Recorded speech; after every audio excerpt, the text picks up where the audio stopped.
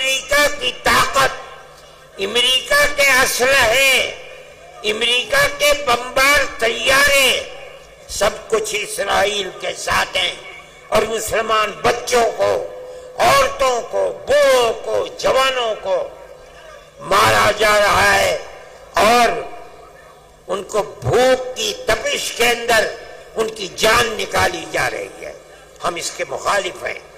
ہم یہ سمجھتے ہیں کہ جو دنیا کے اندر ہو رہا ہے دنیا مخالفت کر رہی ہے، وہ اسرائیل کو ظالم سمجھتی ہے، لیکن اس کے باوجود بھی اسرائیل کا معاملہ تھمنے کو نہیں آ رہا ہے۔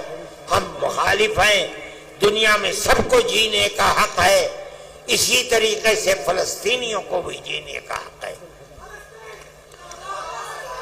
دوسری بات،